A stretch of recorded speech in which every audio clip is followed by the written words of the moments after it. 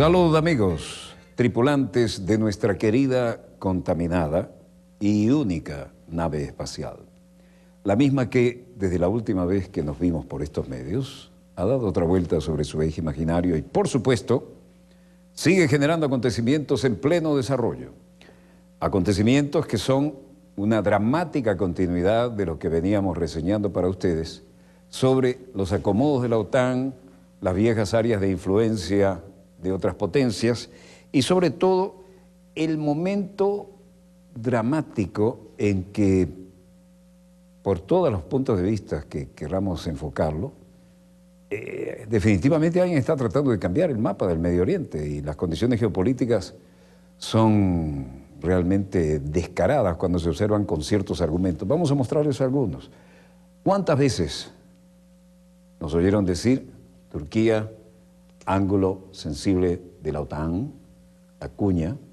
No olvidemos que aquí ya estamos técnicamente en Asia, ¿no? Porque el estrecho que separa el Mar Negro con el Mediterráneo, se supone que Europa llega hasta aquí, en el Bósforo, y de aquí la otra margen ya es Asia. Y Siria, que funcionaba tan bien como funcionaba, déjenme decirlo porque lo viví, como funcionaba Libia con el coronel Gaddafi, como funcionaban todos los países donde había líderes independentistas, de los que no se permitían concesiones, se sigue desintegrando y hay gente, por lo visto, muy interesada en que esto ocurra. Veamos los acontecimientos en pleno desarrollo y dejemos que sean los protagonistas los que nos muestran la pequeña historia de las últimas 24 horas. Para los turcos, esto es una manera de indicar: policía, no pase, y la realidad está bastante violenta en las calles.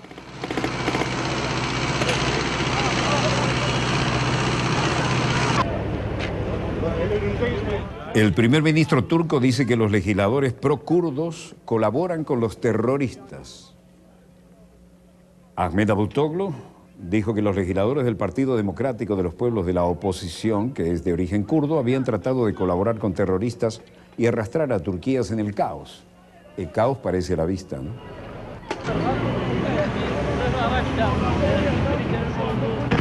El presidente Tayyip Erdogan apoya acciones legales contra los miembros de la HDP, el tercer partido más grande del Parlamento, y se acusa a la parte de ser una extensión del Partido de los Trabajadores del Kurdistán, el PKK, que las listas de gobierno tienen como una organización terrorista. La situación en un país que normalmente era bastante ordenado está como la estamos viendo. Hemos visto parcialmente la imagen de Cizre después de que se levantó el toque de queda. Casi toda la ciudad ha sido destruida. Personas incendiaron elementos y la propiedad. Las personas fueron masacradas en sus propias casas, se quedaron debajo de los edificios, se derrumbaron con los bombarderos de morteros. Esto es ferocidad. Esta no es la lucha contra el terrorismo. Están matando a la gente por completo mediante la realización de terrorismo de Estado. Esa fue la pequeña pildorita que le lanzaron al jefe de gobierno. Ülkemizde, topraklarımızda AKP'nin kirli savaşını istemiyoruz ve biz buna karşı sokaklara çıkıyoruz. El líder del partido HDP, Selahattin Demirtas, dice: no queremos la guerra turbia del partido acá en nuestras ciudades, en nuestras tierras y en nuestro país. Nos atrevemos a salir a las calles en contra de esto, y esto está en contra de quienes se atreven a iniciar la guerra. Es un crimen prohibir protestas y cargar sobre ellas. Eso es ilegal. La policía turca disolvió violentamente una protesta contra el toque de queda en Diyarbakir.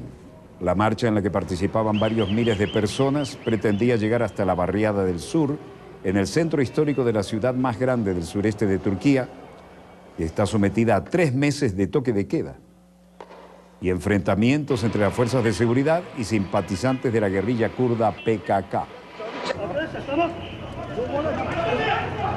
Los policías utilizaron gases lacrimógenos y agua a presión para dispersar a los manifestantes, cuya protesta fue prohibida horas antes por el gobernador de Diyarbakir. El líder del Partido Kurdo Democrático de los Pueblos, Selahattin Demirtas, Llamó ayer a la protesta para denunciar la situación en ese barrio al que tampoco pueden entrar los medios de comunicación.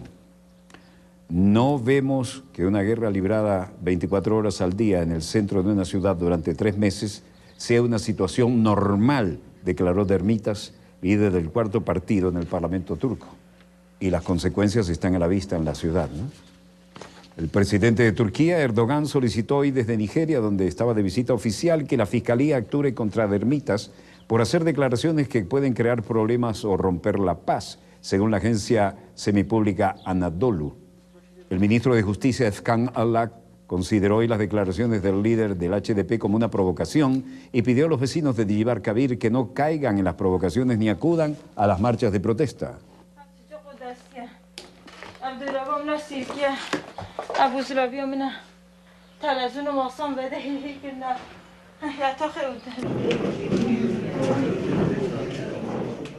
El drama humano persiste y Selahattin Dermitas, líder del partido HDP, declaraba hoy, después de estos dramáticos y sangrientos acontecimientos: Cizre'de yasak kalktıktan sonra tabloyu kısmen görmeye başladık. Şehrin tamamı neredeyse harabeye dönüştürülmüş.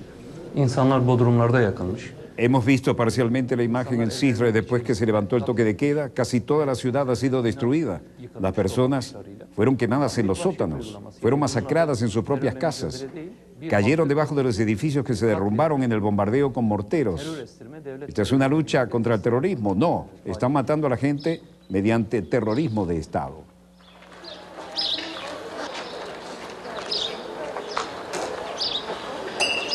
La destrucción no deja lugar a dudas.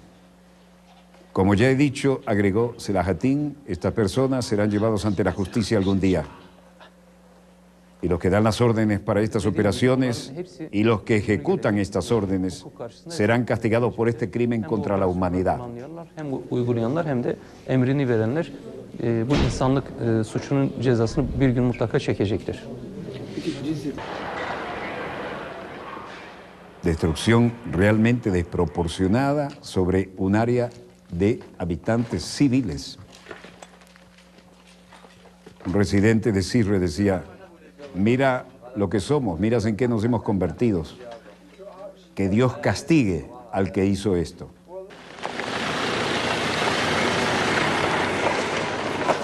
Haliniz görüyorsunuz zaten. Bunu yapanın da Allah'ın belanı versin inşallah. Peki ne olacak bu? Que Dios castigue a los que hizo esto. Y le pregunta al reportero: ¿dónde vas a ir? Bueno, ya no tenemos casa, ¿dónde podemos ir? Y estábamos recién casados. Vaya luna de miel.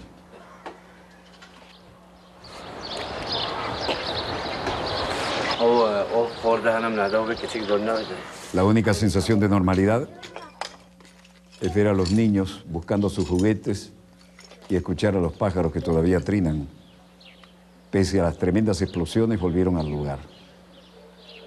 Esta abuela, ¿qué pretenderá rescatar de lo que fue su vivienda?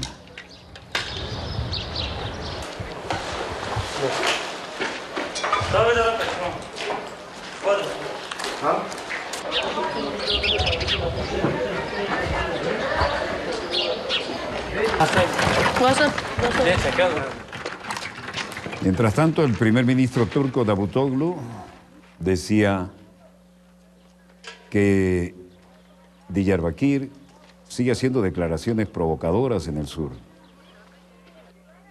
¿Y por qué manchar nuestra política mediante la adopción de armas de fuego en sus manos? Por Dios, las han escuchado. Durante días las llamadas se han hecho en el distrito sur. Ellos no quieren tener paz, por el contrario, quieren arrastrar a Turquía al caos mediante la cooperación con los terroristas y no vamos a permitir que lo logren. İşte oraya gideceklermiş de yürüyeceklermiş de orada o şekilde. Yani bunların meselesi herhangi bir şekilde ülkede huzur ve sükun olması değil. Aksine teröristlerle işbirliği yaparak Türkiye'yi kaosa sürüklemek. İzin vermeyiz. Frente a esto, Reporteros Sin Fronteras tenían algo que decir en Turquía y también el editor en jefe del periódico Cumhuriyet, Can Dündar, en una rueda de prensa conjunta. No había demasiados periodistas. En zonas de guerra no todos quieren estar. Can Dündar dice, editor jefe del periódico, tenemos un presidente que no está acostumbrado a la derrota, pero esto es una clara derrota. En lugar de digerir lo que le ha sucedido, está tratando de convertirlo en una crisis de Estado. Dijo que no reconocería o obedecería ningún fallo legal, y esta es la primera vez que un presidente ha dicho que no obedece a una decisión en la historia de Turquía en tiempos de la República. Editor en jefe del periódico Cumhuriyet, Can Dündar dice, llamaron desde la estación de policía para decir que querían mi pasaporte porque tengo prohibición de viajar, y a esto le llaman que estamos después de la liberación. La primera cosa que vino a mi mente fue, no respeto ni voy a obedecer esta decisión. Ahora voy a tratar de ir al extranjero. Tal vez nos volvemos a ver en algún lugar. Vamos a ver qué se siente al desobedecer la ley.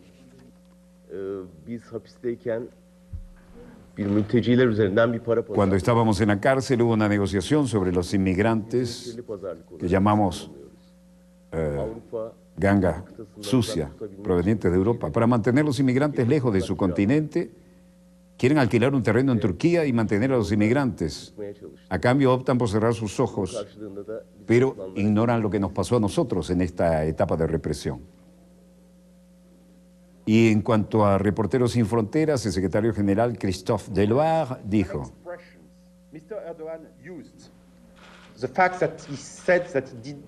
las palabras y expresiones que utiliza Erdogan, el hecho de que él mismo dijo que no respeta la decisión del Tribunal Constitucional, está estableciendo y reforzando un clima de intimidación, incluso amenazas contra periodistas. Lo que hace es muy peligroso.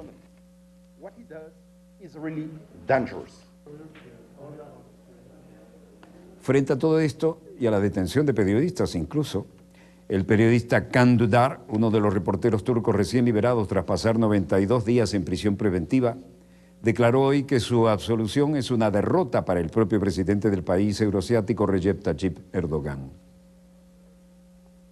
En las áreas donde todos intentan llegar a Europa de una manera u otra,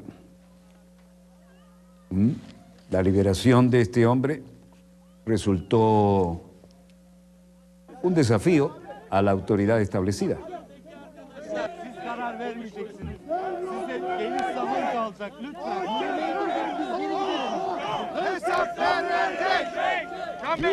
Según Dündar, trabajador del diario Cumhuriyet, al igual que su compañero Erdem Gül, el hecho de que ambos ya hayan logrado salir de la prisión donde se encontraban por presunto espionaje y terrorismo es una clara derrota para Erdogan. ¿Dónde está nuestra libertad?, decía ahí ese cartel.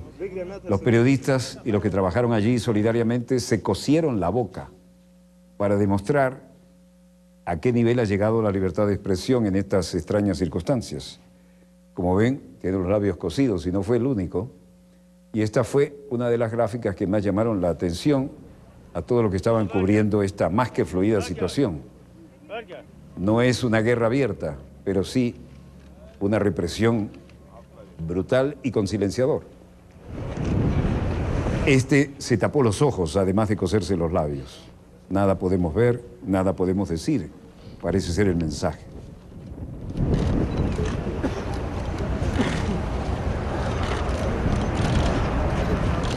¿Dónde está su democracia? ¿Dónde está su libertad? Eso fue lo que captaron las cámaras de estos editores que ahora no se sabe qué futuro inmediato van a tener. Pero de alguna manera demuestran el estado en que están las cosas. Y aquí estamos en Calais, en Francia, en la última etapa de los que quisieran cruzar el Canal de la Mancha desde territorio continental para llegar a Inglaterra. Un inmigrante del norte de Irak, Sarwar, dice: estoy planeando ir al Reino Unido, pero ¿cómo? La frontera está cerrada. No puedo vivir más en esta selva porque la policía antidisturbios francesa no me deja solo. Han destruido mi refugio y no sé qué hacer de mi vida. Aquellas ciudades de carpas que se habían formado en el territorio de Calais frente al Canal de la Mancha están siendo destruidas. Y el Sarwar dice, el gobierno de Francia dijo que podíamos ir al campo, pero no es suficiente para vivir, no es suficiente la vida aquí. Estoy feliz de estar aquí. Falta libertad. El campamento es 100% seguro, exactamente como una prisión. Sales, tienes que mostrar tu huella digital. Entras, tienes que mostrar tus huellas dactilares. Y una prisión es así. Esto no es un campamento para refugiados. Por eso, ese par de hombres se cosieron la boca en protesta por el desalojo de los inmigrantes en el campamento que tenían en Francia. Ya se había vuelto una especie de ciudad de carpas, ¿no? Las autoridades francesas dijeron, hasta aquí llegaron. Miles de inmigrantes que huyen de la guerra y de la miseria en sus países utilizan la ciudad portuaria francesa de Calais como trampolín en su intento de llegar a Gran Bretaña al otro lado del Canal de la Mancha. Y estas son las ciudades de carpas a que hacíamos referencia, ¿no? Esto está tomado con un dron a control remoto para que vean hasta dónde llega y cuánta área ocupan los que quieren llegar al otro lado del Canal de la Mancha y poner un pie en el Reino Unido. El drama está en pleno desarrollo. Sin embargo, las autoridades pudieron frustrar el sueño con el cierre de una amplia franja del campamento que tiene la fisonomía de un asentamiento precario, como vemos. Lo más organizado son estas grandes carpas, que es donde se pretende dar un poco de alimentación o un chequeo médico, ¿no? Y la ayuda humanitaria esencial, elemental. Son como comedores públicos. Los refugios, bajo amenaza y desinformación, recibieron plazo de 1 hora y 10 minutos para que salieran de sus moradas. La policía los sacó por la fuerza a algunos inmigrantes que rehusaban retirarse e hicieron arrestos, mientras que a otros no se les permitió recoger sus pertenencias ni sus documentos de identidad, dijeron en un comunicado. Los inmigrantes y sus defensores protestaron el martes contra el desalojo violento. Algunos subieron a los techos de los cobertizos para frenar brevemente las demoliciones, mientras otros causaron un incendio durante la noche en el lugar. Imágenes aéreas tomadas desde un dron. En medio de la desesperación, los hombres se han cosido los labios el día de hoy para denunciar la situación de los inmigrantes, como se aprecia en las dos tomas que les hemos mostrado. Según las organizaciones, policías supuestamente dispararon bengalas contra los manifestantes que se encontraban en los techos, los golpearon con cachiporras y arrestaron a algunos. En Grecia, drama de los inmigrantes en pleno desarrollo. Las tomas de los aviones no tripulados nos decían algo, ¿no? Y en Atenas, el ministro de Inmigración griego, Yannis Mozalas, decía: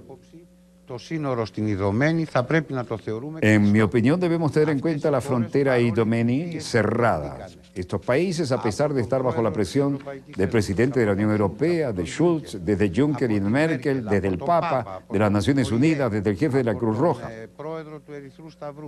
no es una persona influyente.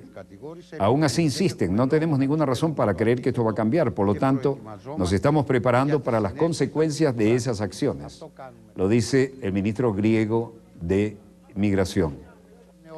Y luego dijo, mientras esta frontera permanece cerrada y hasta el mecanismo de reubicación y reasentamiento en Europa, directamente de Turquía y de acuerdo con las decisiones europeas, están en funcionamiento por un periodo de tiempo, estas personas pueden permanecer en nuestro país y algunos de ellos deben ser provistos de refugio de acuerdo a su condición jurídica.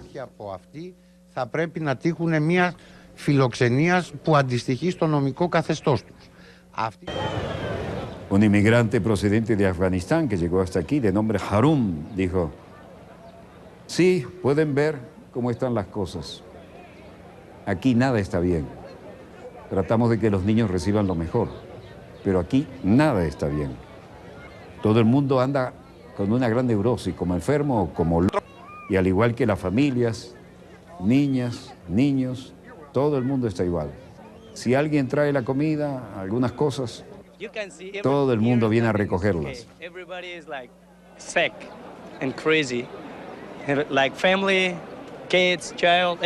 Todo el mundo está enfermo, loco, al igual que la familia, los niños.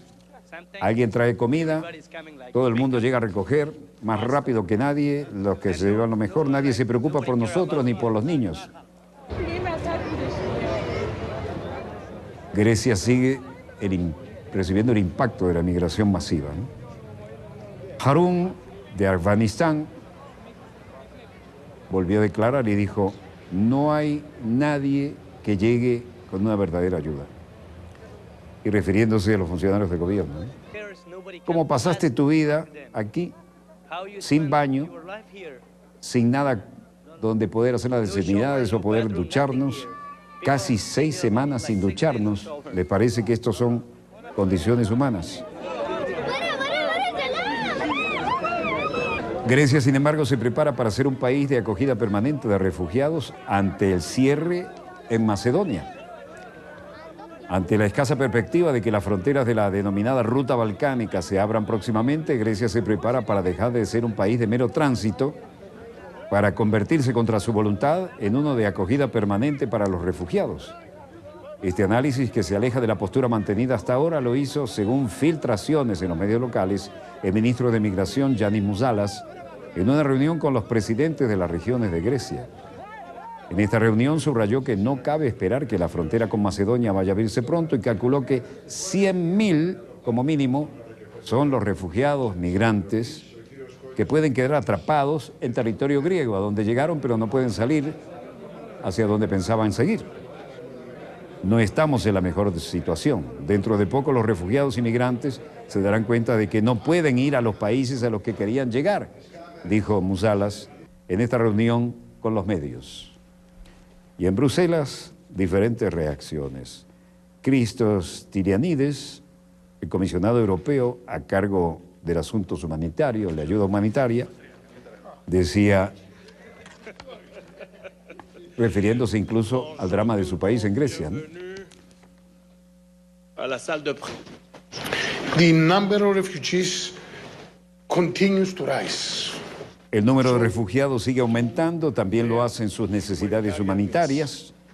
Todo está sucediendo en el interior de Europa. Estoy seguro de que todos estarán de acuerdo en que esto tiene que cambiar.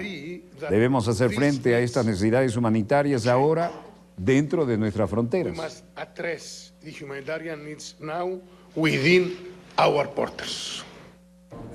El comisario europeo encargado de ayuda humanitaria, Christos Stylianides, decía: le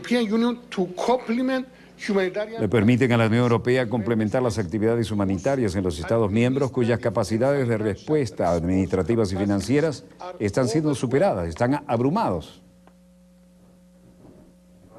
Y luego, como parte de su declaración, dijo, se habla de un fondo de ayuda. Este fondo proporcionará ayuda de emergencia a los refugiados en Grecia. Y esto es complementaria a cualquier otra financiación existente para los asuntos realmente calientes desde el punto de vista humano: la reasignación, el retorno, la inclusión social, la cohesión, la reconstrucción de sus vidas, así como otros fondos de la Unión Europea. Pero nada parece suficiente ante este drama. Inclusion, cohesion y anicodómisi. Así, Bruselas presenta este miércoles un plan de ayuda de emergencia a los refugiados.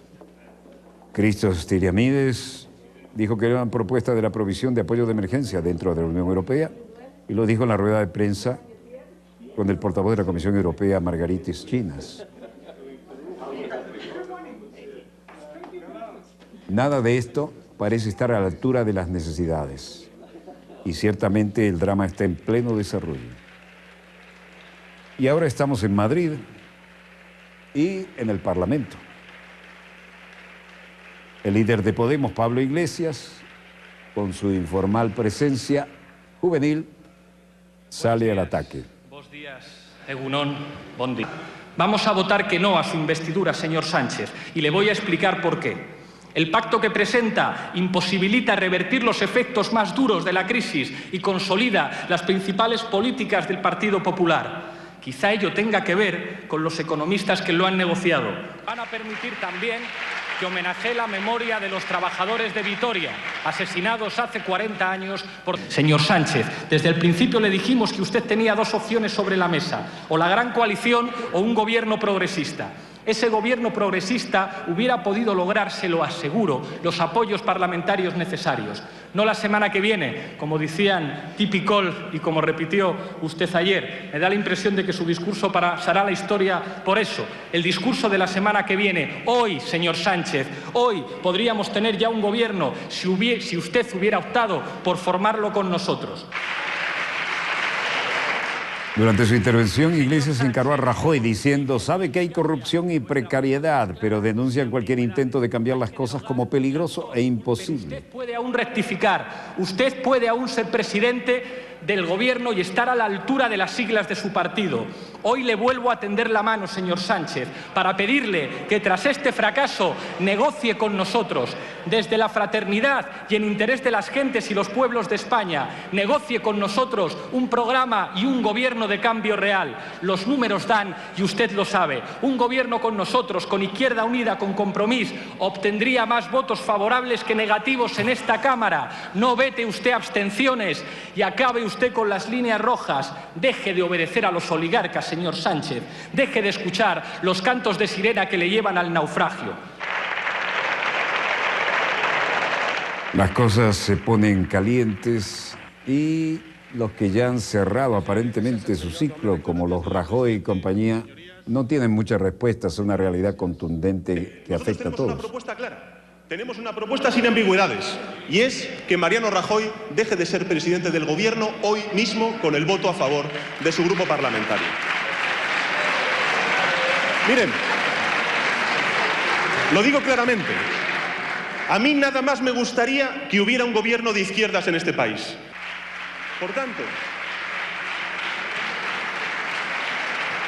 mire, señor Iglesias, lo que se plantea en su votación es una disyuntiva bien fácil. Si usted sigue bloqueando la desigualdad, la imposición y la corrupción, o desbloquea la situación y permitimos avanzar a España. Señor Iglesias, no es que no se pueda, es que ustedes sencillamente no quieren. Muchas gracias.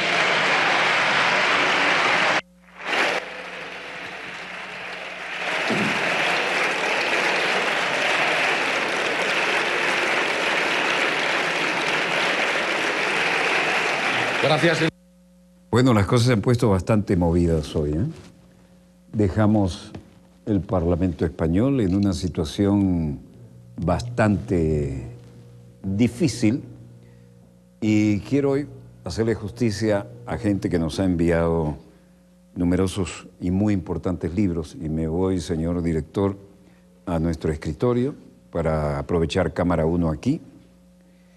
Hay que recordar algunos de los acontecimientos más dramáticos, y este es el libro de Alicia Herrera, Pusimos la bomba y qué. ¿Ponchamos con la 1, señor director? Si hacemos buen foco sería mejor. Bueno, en vista de que no se hace buen foco, voy con la 2. Alexis Rosas y Ernesto Villegas, el terrorista de los Bush. Sumen ahí, éntrele con todo. Voy a la 1 entonces. El terrorista de los Bush, y vuelven por sus fueros, ¿no? Y esto tiene que ver con todos los que manejaron desde el punto de vista de la manipulación a través de los servicios de inteligencia de Estados Unidos.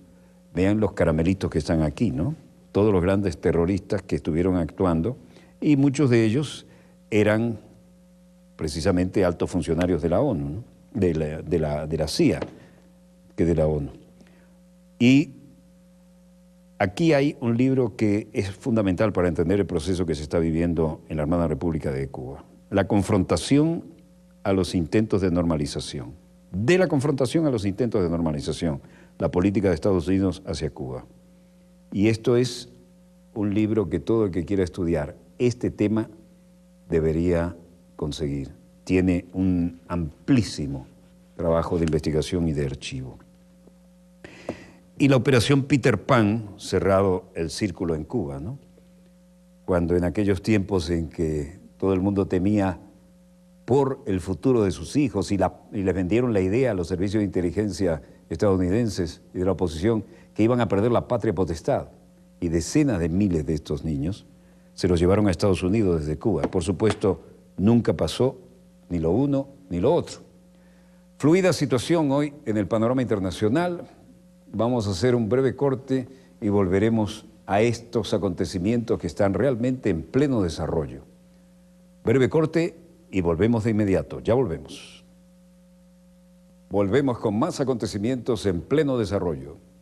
Y hoy nuestra ministra de Relaciones Exteriores ha puesto verticalmente la posición de la República Bolivariana de Venezuela en el Consejo de los Derechos Humanos de las Naciones Unidas, en Ginebra, y toda Europa de alguna manera vio una realidad que no tiene nada que ver con la que los medios de comunicación, especialmente los del hemisferio norte, hacen respecto a lo que es la realidad en la República Bolivariana de Venezuela.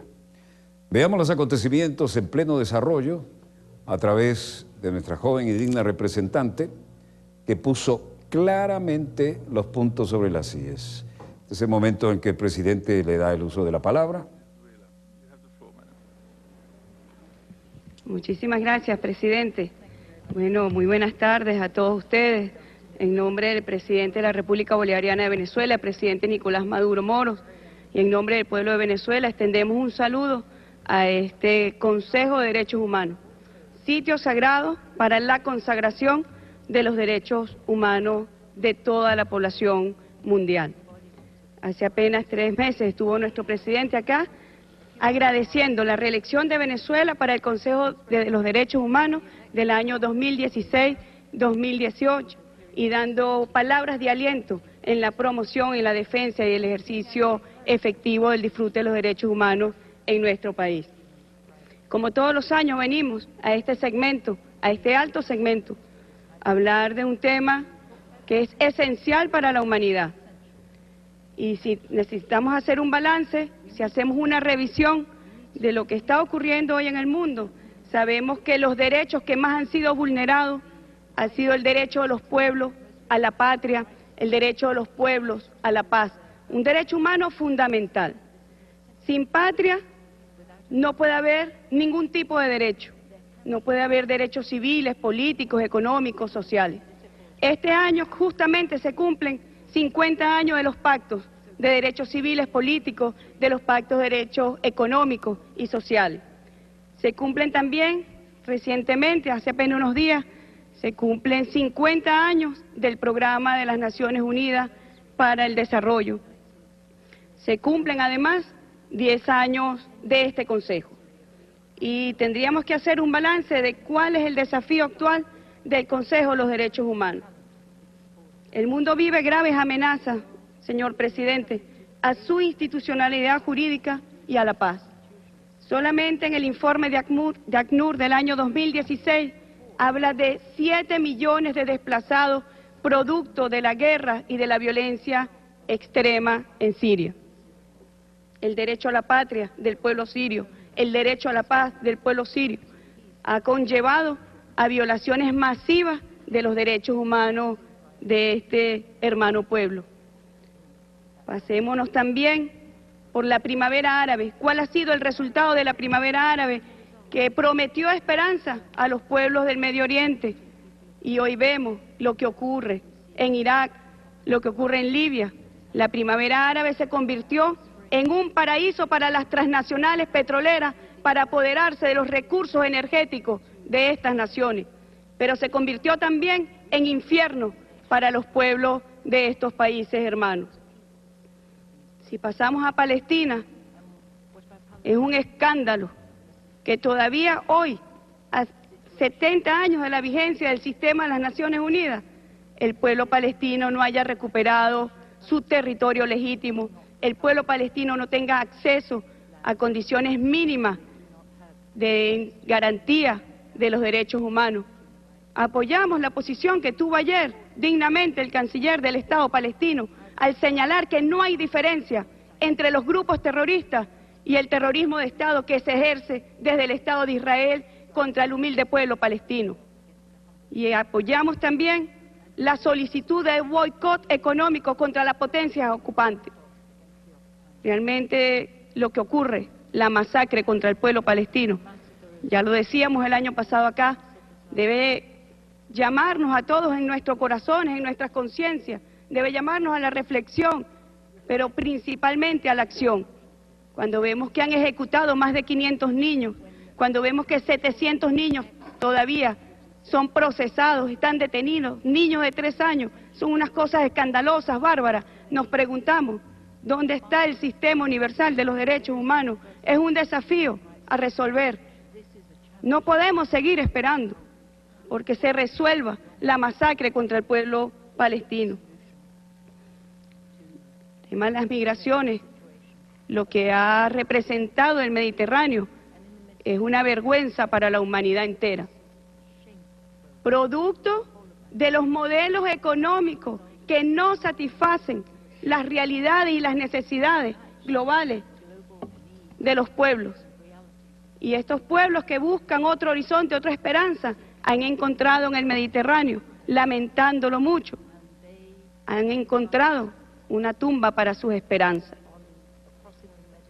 Cuando nosotros vemos este balance, nos hacemos la pregunta, ¿dónde quedan los principios que inspiraron la Declaración de Viena de 1993, los principios de universalidad de los derechos humanos, de indivisibilidad, de interdependencia? No puede haber unos derechos humanos más importantes que otros. Todos los derechos humanos deben satisfacerse por igual, pero hay unos que lo prelan para que pueda darse necesariamente la satisfacción de esos derechos humanos, y es el derecho a la patria, y es el derecho a la paz, y es el derecho al desarrollo de los pueblos, como está contemplado en la Declaración de Viena.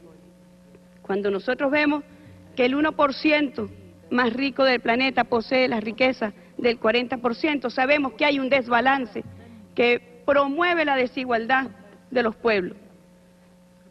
Y nosotros entonces decimos que este Consejo debe revitalizarse en su 10º aniversario para no seguir la suerte de la extinta Comisión de los Derechos Humanos. Debe revitalizarse y reconducir su accionar conforme a los principios de imparcialidad, de no selectividad política, de no uso de los derechos humanos para la intervención en los países, de no uso de los derechos humanos para socavar las soberanías y la independencia de los países. Este Consejo de Derechos Humanos debe entrelazar todos estos principios y retomar la institucionalidad que se está viendo afectada y vulnerada por poderes fácticos. Cuando nosotros vemos que las corporaciones mediáticas arremeten contra pueblos enteros, que el capital financiero arremete contra la economía de los pueblos, estamos en presencia de violaciones masivas de los derechos humanos y le resta institucionalidad a la multilateralidad internacional, socava los basamentos del Estado de Derecho internacional. Yo me voy a permitir brevemente señalar algunos de los logros más resaltantes de la revolución bolivariana en Venezuela, que dio al traste con la sombría década y con la sombría era neoliberal, donde las violaciones de los derechos humanos en Venezuela era una cotidianidad. Fue con la llegada del comandante Hugo Chávez a la presidencia y al poder político que la revolución bolivariana hoy puede venir acá con orgullo y con moral a señalar los importantes avances y logros en materia de derechos humanos. En estos últimos 17 años se han celebrado 20 procesos electorales.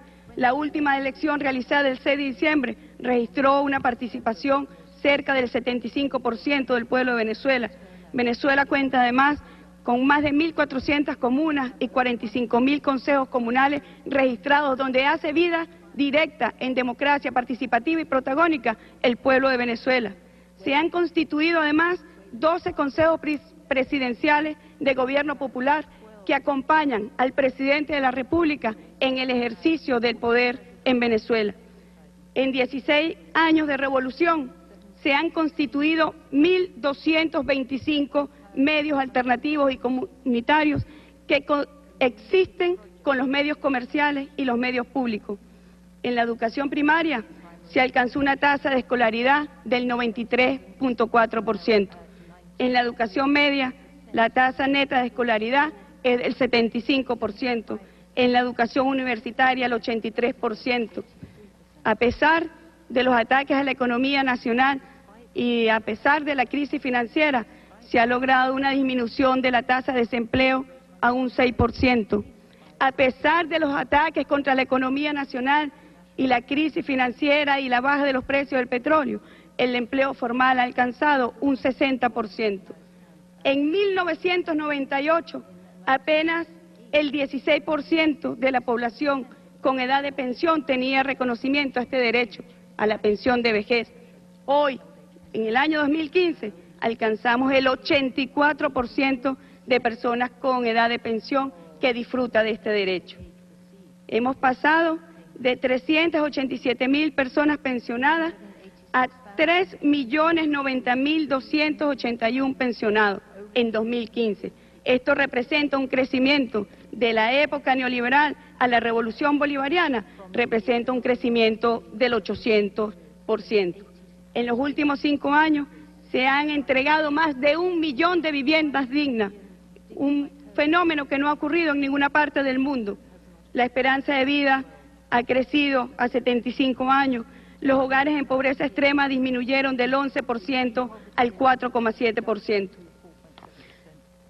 La desigualdad se redujo pasando el coeficiente de Gini de 0,48% a 0,38%, convirtiendo a Venezuela en el país con menor desigualdad en la región de América Latina y el Caribe. En el año 2005, la UNESCO declaró a Venezuela como territorio libre de analfabetismo. En el año 2015, la FAO reconoció por segunda vez los avances de Venezuela en la erradicación del hambre y la reducción de la pobreza extrema. En varias oportunidades, el PNUD ha reconocido los importantes avances del país en la consecución de los objetivos de desarrollo del milenio. Y estamos comprometidos en la Agenda Económica Bolivariana a incorporar la Agenda 2030 que aprobó la Asamblea General de las Naciones Unidas el año pasado. A pesar de la guerra económica y de las formas no convencionales de ataques contra Venezuela, las conquistas sociales de la revolución permanecen y continúan. Queremos denunciar en este foro que contra Venezuela existe una especie de bullying de la derecha internacional contra el país, activando poderes fácticos como las corporaciones mediáticas, los poderes financieros, para estrangular la economía y someter al pueblo de Venezuela, que en definitiva busque la intervención internacional para apoderarse de sus recursos naturales.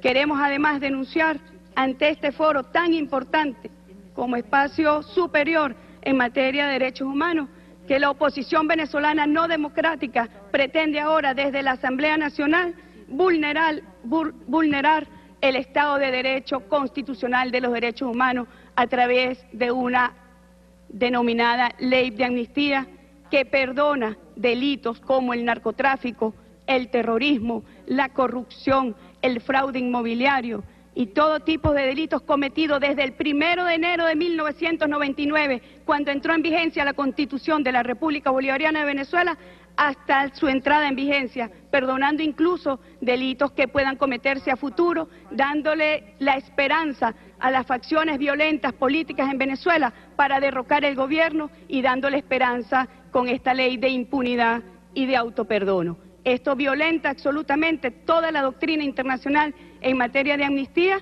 y en ese sentido solicitamos a primera hora del día de hoy al Alto Comisionado de los Derechos Humanos un estudio para que se evidencie el carácter anticonstitucional y violatorio de los derechos humanos que pretende la impunidad en un aspecto donde no corresponde.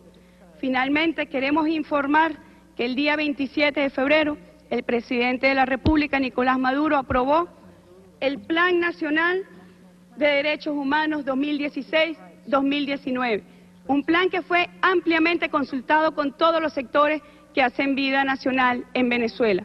Recibimos más de 250.000 propuestas que están siendo procesadas y tiene 5 ejes estructurales que tiene que ver con una cultura emancipadora del pueblo de Venezuela en materia de derechos humanos, con la participación protagónica y democrática del pueblo, que tiene que ver con el reforzamiento de la institucionalidad en materia de derechos humanos para el ejercicio efectivo del disfrute de estos derechos, que tiene que ver con el relacionamiento con los organismos internacionales y con la materia de los derechos humanos transversales a toda la vida política nacional. Queremos, no sin antes despedirnos, ratificar el compromiso de la revolución bolivariana con el presidente Maduro al frente, con el ejercicio efectivo de los derechos humanos, y hacemos así homenaje al gran precursor en esta materia, al comandante Hugo Chávez. Muchísimas gracias. Y como se defendió en Europa la posición vertical de la República Bolivariana de Venezuela sobre los derechos humanos y cómo se manejan las cosas aquí, también tuvimos la ocasión en estos días de volar con la aviación naval y navegar con la Armada muy cerca de la península de La Guajira, donde están el archipiélago los islotes que corresponden al archipiélago de los monjes, que genera soberanía, que tiene actividad económica propia y habitación permanente. Y en ese sentido, quisiéramos recordarles que los monjes son un archipiélago caribeño de unas 20 hectáreas que fueron descubiertas por el explorador español Alonso de Ojeda, quien bautizó las islas como los monjes por el parecido de las formaciones rocosas y las capuchas que usan los monjes. El agua del Caribe allí es de un verde esmeralda impresionante y el archipiélago tiene unos acantilados donde rompen de una manera espectacular las olas. Está integrado por 3 islas, las cuales no tienen vegetación propia, y está escasas 19 millas de la península de La Guajira. Pero allí hicieron presencia los alumnos del curso de Seguridad y Defensa del Instituto Superior de Estudios de la Defensa, incluso oficiales alumnos de otros países hermanos, y queríamos compartir con ustedes algo de lo que vivimos allí, navegando y volando con la Armada. Veamos los acontecimientos en pleno desarrollo, y esto que vamos a compartir con ustedes, en principio la estatua del Libertador, que está allí en ese afloramiento rocoso en pleno Mar Caribe, junto a él un faro que representa importante ayuda a la navegación, pero además la presencia soberana de la República Bolivariana de Venezuela. Y en este particular, ese faro que desde aquí parece un poco más pequeño, subirlo hasta el propio lugar de donde emite luz realmente es todo un prueba. Vean los acantilados que hay allí, esto es fantástico. Fue una prueba de buen estado cardiovascular llegar hasta allá arriba. Las antenas implican permanente comunicación estratégica con nuestra Armada y con todos nuestros componentes. Y este archipiélago está integrado por 3 islas, de las cuales el archipiélago se sitúa en el Mar Caribe de la península de La Guajira, y los monjes del norte están formados por un islote central y otros 2 más pequeños. Y los de los monjes del sur representan un área mayor de archipiélagos con alturas que llegan a más de 50 metros sobre el nivel del mar y que ofrecen los mejores recursos para la eventual construcción de instalaciones, como en efecto así se hizo. Y el de los monjes este, compuesto por un solo cayo, cuya extensión equivale a la de todos los monjes del norte. Subir por estas escaleritas de Calacor hasta llegar a aquel legendario faro también pone a prueba las condiciones físicas de cualquiera, pero subir la empinada costa para llegar al faro ya es en sí toda una prueba de esfuerzo.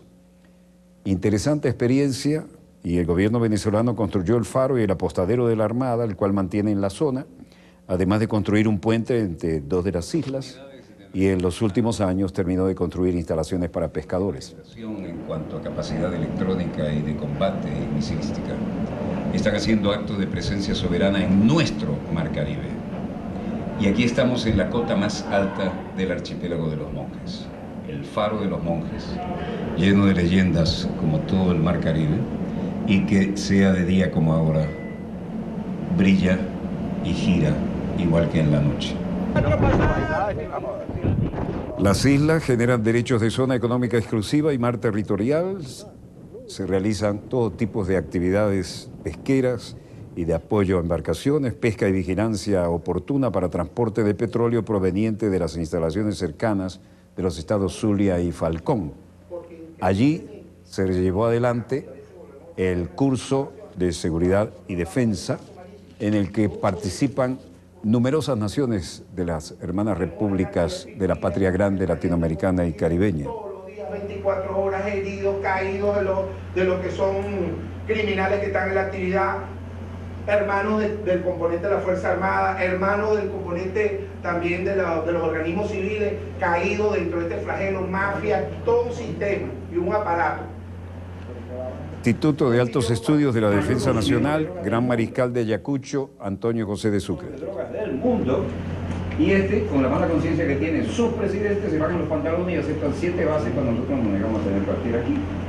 Nos negamos a tener una, nos metieron 7, pero además lo último que firmaron fue que haga lo que haga un soldado estadounidense o un marino en territorio colombiano, y voy a ser truculento, así le viole la hija al presidente, no lo pueden tocar. Es decir, carta blanca, dale que va. B para B usted no ha ganado. Van a tardar en enterarse. Entonces van a tardar tiempo. ¿Y qué es la maniobra? Espacio y tiempo. Les invito a pensar en eso. Tuve el honor de ser invitado a la cátedra en este Instituto de Altos Estudios de la Defensa Nacional y realmente fue una inolvidable experiencia volver a Los Monjes, donde se hace patria en el Caribe. La maestría en seguridad de la nación se constituyó en muchos momentos en guía para las discusiones que en el instituto se desarrollan. De tal manera que para mí es un compromiso pues, que adquirí para aquel momento. La Providencia me ha brindado la oportunidad de hoy día, como director del instituto, contar con su presencia de manera personal y pues, porque estoy seguro que a la vez a esta Corte número 44, así como la 41 en su momento, nos sirvió de guía para muchos de los trabajos e investigaciones que realizamos. Su programa sigue siendo de esa importancia para uno como participante de esa maestría. Y asimismo, como usted lo mencionaba hace un minuto, esto es un acto de soberanía que nada más y nada menos el Instituto de Altos Estudios de la Defensa de la Nación está realizando para llevar, pues, a nivel de todos los rincones del mundo, que este espacio geográfico donde nos encontramos hoy de pie es de Venezuela, es parte de nuestra soberanía y como muchas veces lo mencionó nuestro comandante supremo, forma parte de esa Venezuela azul, nos proyecta en el mar una cantidad de kilómetros de mar territorial y de espacios acuáticos que de alguna manera u otra nos aumentan los espacios geográficos, como muy bien lo manifiesta mi almirante constantemente. O sea, la suma del espacio geográfico en tierra y este mar tan inmenso que tenemos, que este archipiélago proyecta, indiscutiblemente nos da muchísima ventaja y espacios que Venezuela puede aprovechar para su desarrollo, sobre todo en estos momentos donde tenemos que abrirnos a otras opciones en el campo del desarrollo y de la producción y salir de ese rentismo petrolero donde hemos estado durante tantos años. De tal manera, compañero, que reciba usted este reconocimiento por ese aporte que no solamente en el caso del Instituto de Altos Estudios de la Defensa Nacional realiza todas las noches con su programa Dossier al llevar la verdad de lo que está sucediendo en pleno desarrollo a nivel mundial, sino también pues por su presencia acá en la mañana de hoy. Muchísimas gracias. Agradecemos al general de brigada Alexander Antonio Duno Coronel como director del instituto. Se fue develada otra de las tantas placas de las tripulaciones que han pasado por allí, que han dejado en las rocas de Los Monjes.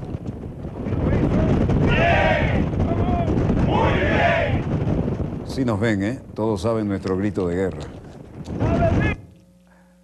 Y así fue una jornada inolvidable. Llegamos por helicóptero, navegamos con las unidades de la Armada. Estaban también el teniente coronel José Manuel Aguilar Zamora, jefe de la unidad de extensión, coronel Rafael Aguilar Colmenares, la mayor Zuleima Maritza Pernía León, capitán Winiver Alesca Martone, José Antonio Loyo Rodríguez, sargento segunda, Rosimar, sargento de primera Cordero Marín, y de segunda Anderson Heriberto Cárdenas Navas, auxiliar de seguridad, y los B-412 de la Armada también nos llevaron de vuelta a tierra firme después de haber pasado otra jornada ejerciendo la soberanía como corresponde a la patria bolivariana. Una refrescante brisa marina que no respeta ningún peinado de televisión. Estamos aquí en la cota más alta del archipiélago de Los Monjes, en la propia cota más alta del Faro de Los Monjes, custodio de nuestra soberanía, en nuestro mar Caribe, donde la Armada de la República Bolivariana de Venezuela hace acto soberano permanente, custodiando nuestra soberanía. Desde esta, la cota más alta de este archipiélago que genera tanto mar para nuestra soberanía y disfrute, este eterno mar Caribe lleno de leyendas, de dramas, de pasiones y de heroísmo, les habló Walter Martínez, productor y conductor de este dossier. Disponga usted de las cámaras, señor director. Y con ese hermosísimo azul de nuestro mar Caribe, donde nuestra gente está siempre de guardia, siempre permanente, cerramos este dossier y agradecemos la atención al Instituto Militar de Estudios Superiores de habernos permitido compartir esa inolvidable jornada.